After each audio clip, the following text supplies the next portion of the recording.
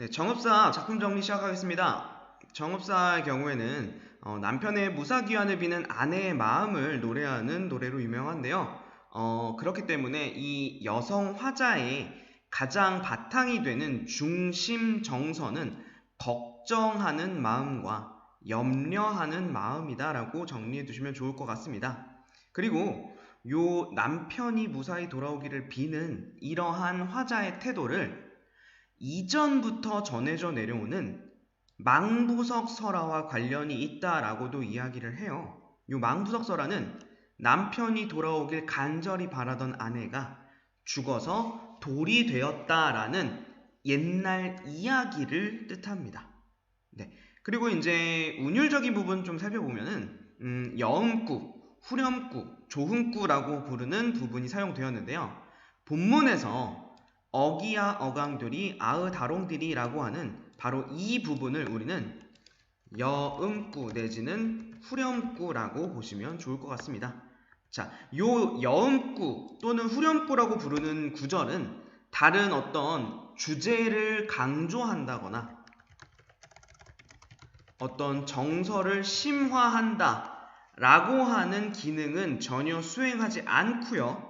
네, 이런 기능을 수행하지 않는다라는 거 주의하셔야 됩니다. 자, 수행하지 않고 단순히 흥취, 흥겨움을 높여주는 기능을 한다라고 정리해 두시면 좋을 것 같습니다. 네, 다시 한번 말씀드리지만 이 후렴구는 어떤 주제를 강조한다거나 정서를 강조한다는 기능보다는 그냥 단순히 흥을 돋궈주는 운율감을 형성하는 운율감을 형성한다라는 표현도 추가해주면 좋을 것 같네요.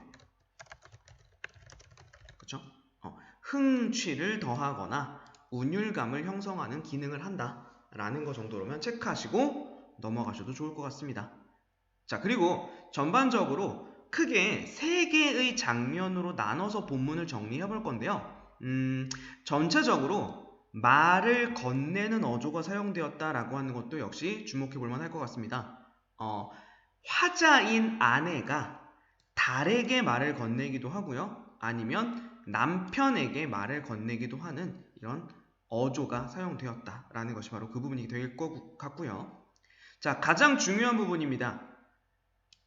정읍사에서 빼놓지 않고 이야기가 나오는 부분 중에 하나인데요. 대조적 이미지의 시어가 사용되었다는 거 반드시 기억하셔야 됩니다. 자, 밝음의 이미지를 나타내고 있는 시어와 어두움의 이미지를 나타내고 있는 시어 두 가지가 대비가 되는데 각각 그 시어가 무엇인지를 먼저 체크하고 들어가면 본문에서 달이라고 하는 시어는 밝음의 이미지가 되겠고요. 어둠의 이미지를 나타내는 시어는 진대라고 하는 시어가 중간에 등장해요. 그 진대라고 하는 시어가 어두움을 나타내는 시어가 된다. 그렇기 때문에 이 두 시어는 완전히 정반대의 대조적인 이미지 또는 대비되는 이미지를 가지고 있는 시어가 되겠죠. 네, 이런 내용들 본문 한번 살펴보면서 정리해 보도록 하겠습니다. 자, 달아 높이곰 도다샤 어기야 머리곰 비추엇이라 라고 이야기했는데 여기 처음부터 달이라고 하는 시어 등장하죠. 달에다가는 동그라미 쳐주셔야 될 것 같아요. 달이 지니고 있는 이미지는 일단 밝음의 이미지 또는 광명의 이미지를 가지고 있다라고 표현을 하고요. 그리고 이 달은 화자가 소원을 비는 대상이 됩니다. 내지는 다른 말로 기원의 대상이다 라고 표현을 하기도 하고요. 자, 지금 장면적인 부분으로 정리를 해보면 화자는 달에다가 소원을 빌고 있는 거예요. 그리고 내신에서는 추가적으로 이 달을 신적인 존재다. 따라서 천지신명에 해당한다 라고도 언급할 수 있다는 점 같이 정리해 두시면 좋을 것 같습니다. 자, 그리고 두 번째, 달, 하라고 하는 부분이 나왔어요.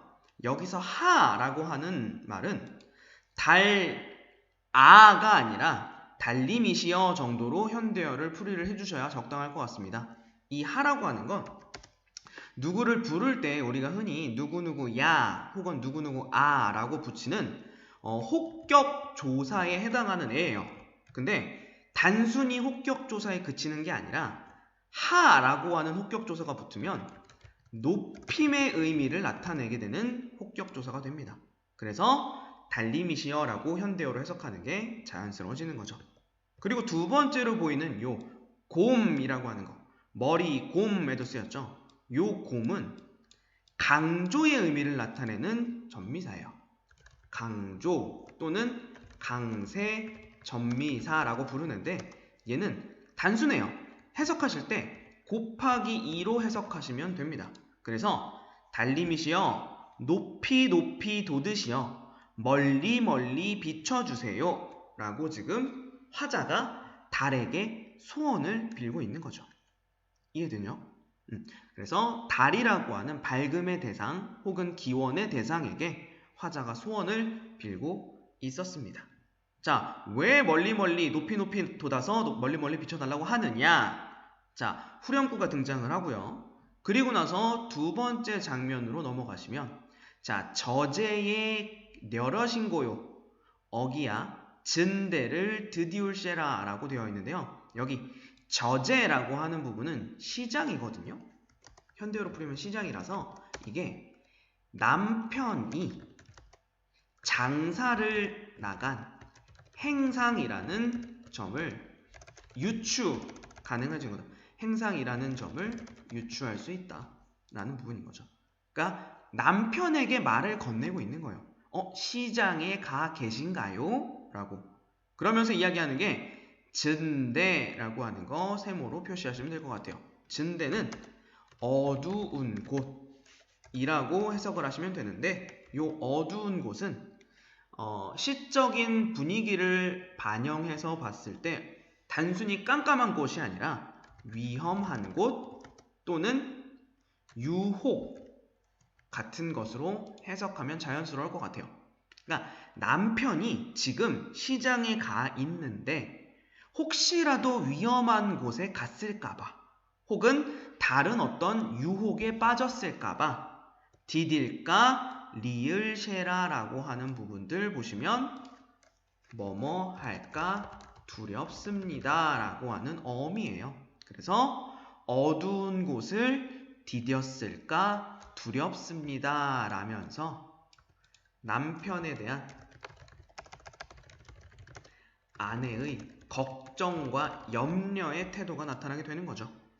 자, 그리고 일단 이 부분 남편을 아내가 걱정하고 염려한다라는 건 이 바탕에 반드시 남편에 대한 사랑이라고 하는 정서도 바탕에 깔려 있는 겁니다. 그래서 걱정과 염려의 태도다, 남편에 대한 사랑이 드러난다, 다 맞는 이야기예요.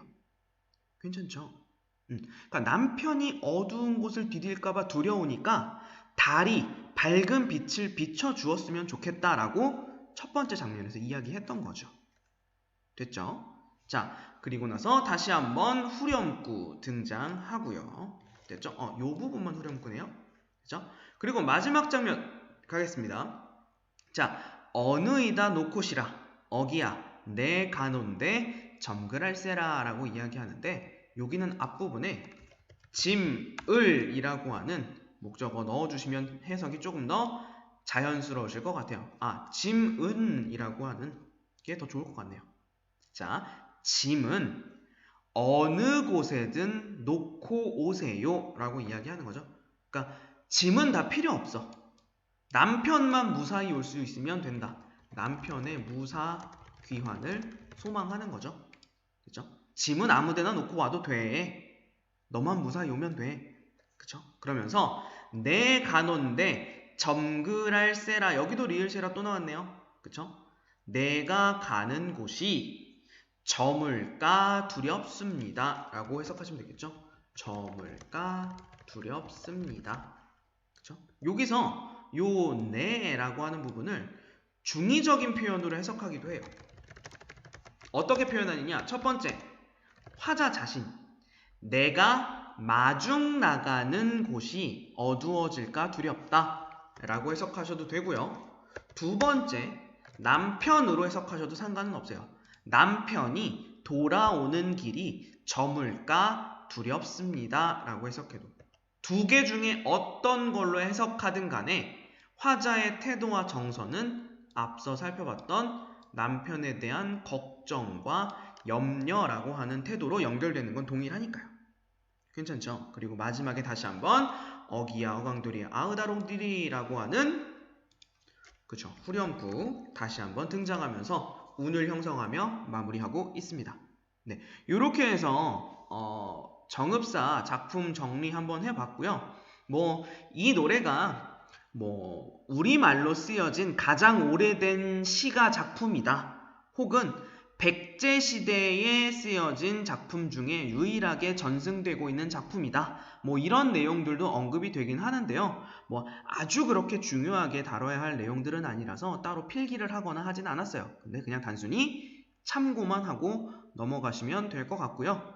가장 중요한 것은 일단 정서, 남편에 대한 걱정과 염려를 담고 있는 화자의 정서가 나타난다라고 하는 점.